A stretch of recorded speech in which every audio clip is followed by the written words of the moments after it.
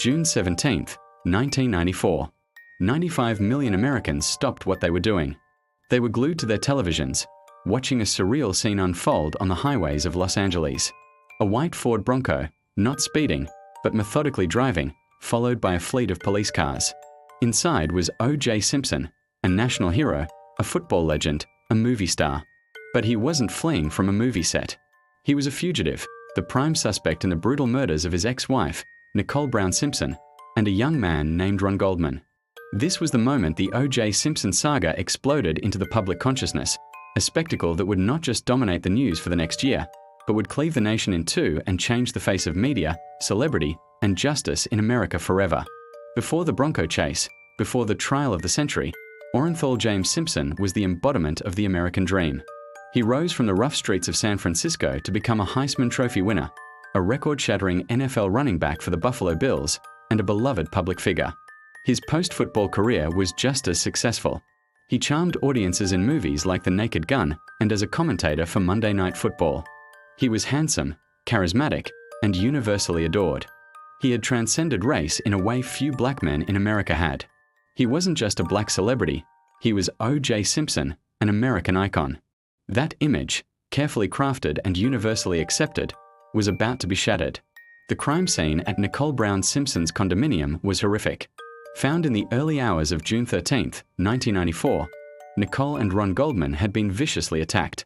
The evidence trail seemed to lead directly to O.J. Simpson.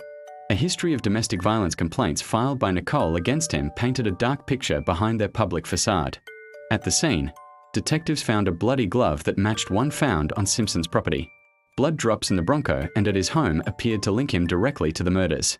To the Los Angeles Police Department and the District Attorney's Office, it seemed like an open and shut case.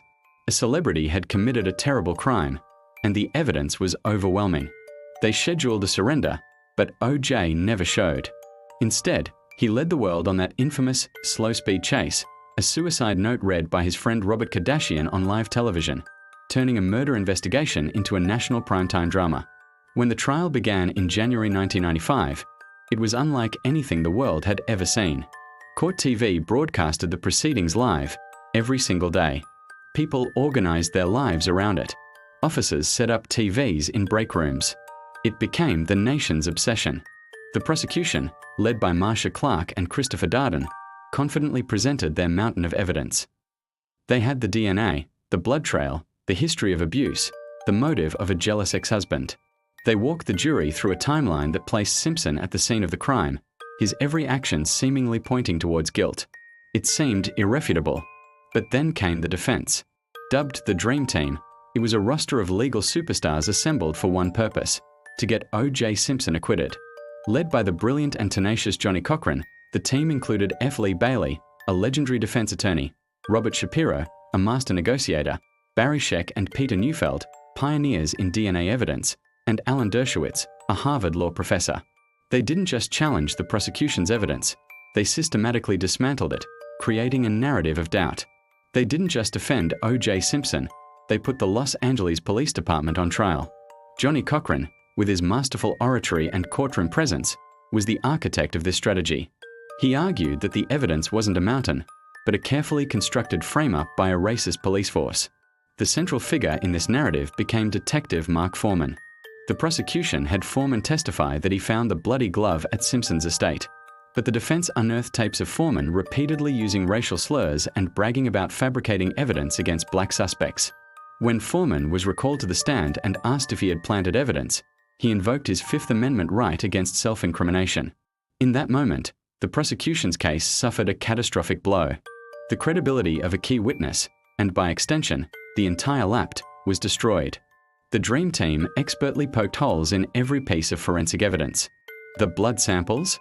They suggested they were mishandled, contaminated, or even planted. The DNA results? Then a relatively new technology for the public? They mystified the jury with complex scientific arguments, sowing seeds of confusion and doubt. And then came the trial's most iconic, and perhaps most decisive, moment. Christopher Darden, against the advice of Marcia Clark, asked Simpson to try on the bloody gloves found at the crime scene and his home. In front of the jury and millions watching at home, Simpson struggled to pull the leather gloves over his hands. They were visibly too small. He turned to the jury, showing them how they didn't fit. It was a moment of pure courtroom theatre, perfectly capped by Johnny Cochran's unforgettable closing argument refrain, "If it doesn't fit, you must acquit." The trial wasn't just happening inside the courtroom. It was playing out on the streets, in workplaces, and in living rooms across America. And it was playing out along racial lines. For many white Americans, the evidence was overwhelming. Simpson was clearly guilty, and the defense was using a race card to distract from the facts of a brutal double murder. For many black Americans, the trial looked very different. It was viewed through the lens of a long and painful history with a justice system and a police force that had repeatedly brutalized and unjustly targeted their community. The Rodney King beating and the subsequent riots were fresh, raw wounds in Los Angeles. To them, the idea that the lapped might frame a successful black man, even one as famous as O.J., wasn't just plausible, it was probable. Simpson became a symbol, a lightning rod for decades of frustration and distrust. On October 3, 1995, after nearly 9 months of testimony, the jury returned with a verdict. They had deliberated for less than 4 hours. The nation held its breath. The moment the court clerk read the words "not guilty," 2 Americas were revealed. One side, predominantly white, erupted in shock and outrage. They saw a murderer walking free, a justice system that had failed. The other side, predominantly black, erupted in cheers and celebration. They saw a victory against a corrupt system, a moment of vindication. The split-screen reaction shot on live television became the defining image of the trial's aftermath, a stark visualization of the racial chasm that the case had exposed. In the years that followed, the story continued. A civil court jury later found Simpson liable for the deaths of Nicole Brown and Ron Goldman, ordering him to pay $33.5 million in damages to their families. The verdict did little to change anyone's mind. For those who believed him guilty, it was a small measure of justice. For those who believed him innocent, it was just another part of the system stacked against him. Simpson's life spiraled. He was never able to reclaim his former glory. He eventually ended up in prison for a different crime, a bizarre armed robbery in Las Vegas, serving 9 years before being released on parole. Looking back, the legacy of the O.J. Simpson trial is immense and complex.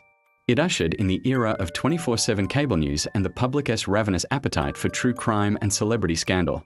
It forced a national, and often uncomfortable, conversation about race, justice, and policing that continues to this day. It raised complex questions about the power of wealth and celebrity to influence the legal system. Was justice served? It's a question that, for millions of people, still depends on who you ask and what you saw when you looked at O.J. Simpson, a fallen hero, a victim of the system, or a murderer who got away with it. The trial wasn't just about one man. It was about America itself, in all its fractured complexity. It was the trial that shook the nation to its core, and its aftershocks are still being felt. Thank you for watching. What are your memories of the trial? Where were you when the verdict was read? Let us know in the comments below. And if you found this deep dive interesting, please give this video a like and subscribe for more explorations into the events that shaped our world.